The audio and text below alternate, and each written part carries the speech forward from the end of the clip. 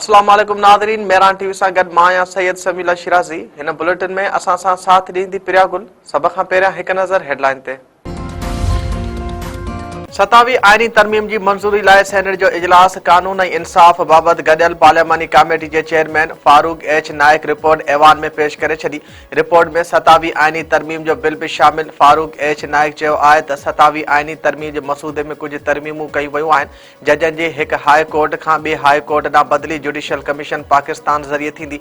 जेकॾहिं जज बदिली खां इनकार कयो त सुप्रीम जुडिशियल काउंसिल वटि रेफरेंस दाख़िल थींदो। जजनि खे बदिली खां इनकार जा सबब ॿुधाइण जो मौक़ो बि ॾिनो वेंदो। सेनेट इजलास में ख़िताब कंदे फारूक एच नाइक चयो त आइनी अदालत ठाहिण लाइ कमेटी मुतफ़िक़ा तौर ते मंज़ूरी ॾिनी आहे, पर उन में कुझु तरमीमूं कयूं आहिनि। आइनी अदालतनि में समूरनि हाई कोर्ट कोर्टनि जो हिसो हूंदो। हुकूमत के 27वीं आइनी तरमीम लाइ सेनेट में 64 ऐं क़ौमी असेंबली में 224 वोट घुर्बल। सेनेट जे 56 मेंबरनि जे ऐवान मां पीपुल्स पार्टी जा 26, नवाज़ लीग जा 21, MQM ऐं ANP जा 3 मेंबर, नेशनल पीपुल्स पार्टी, मुस्लिम लीग काफ ऐं 6 आज़ाद मेंबर बि हुकूमत जा हामी। हुकूमती इतिहाद खे ऐवान में मजमूई तौर ते 65 मेंबरनि जी हिमायत हासिल।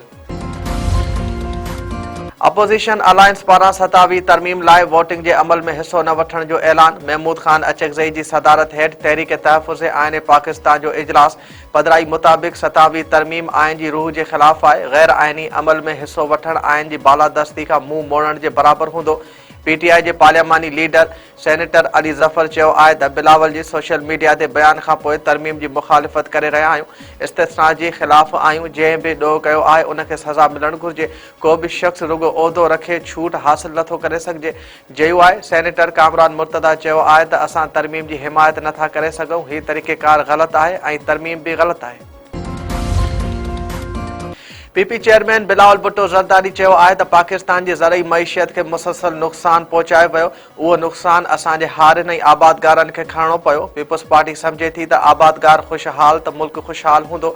लाड़काने में तक़रीब खे ख़िताब कंदे PP चेयरमैन बिलावल भुट्टो ज़रदारी चयो त असां अरिड़हीं तरमीम इतफ़ाक़े राय सां मंज़ूर कराई।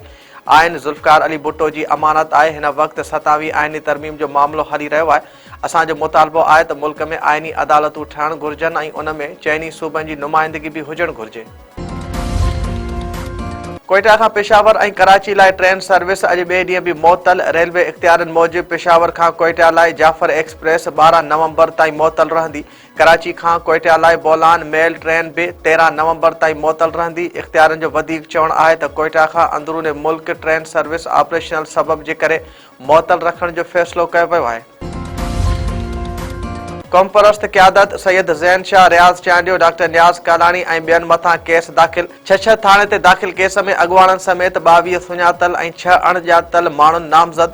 अॻुवाणनि मथां मुल्की सालमियत ख़िलाफ़ नारेबाज़ी ऐं माण्हुनि खे भड़काइण जो इल्ज़ाम। SUP पारां सैयद ज़ैन शाह ऐं ॿियनि मथां केस दाख़िल थियण जी मज़म्मत। शहदादपुर में प्राइमरी उस्ताद खां 2 करोड़ रुपया भत्तो तलब। मोहम्मद टाउन वासी रियाज़ अहमद उर्फ नदीम मेतलो जे घर मथां फायरिंग। उस्ताद जो चवणु आहे त हथियारबंद 2 करोड़ रुपया भुंग ॾियण जी पर्ची छॾे विया आहिनि। भत्तो न ॾियण ते ॿारनि समेत क़तल करण ऐं नुक़सान पहुचाइण जी धमकी ॾिनी वई आहे। ख़ौफ़ सबबि घरनि ताईं महदूद थी विया आहियूं। वज़ीर आला सिंध ऐं ॿिया नोटिस वठी तहफ़्फ़ुज़ फ़राहम कनि।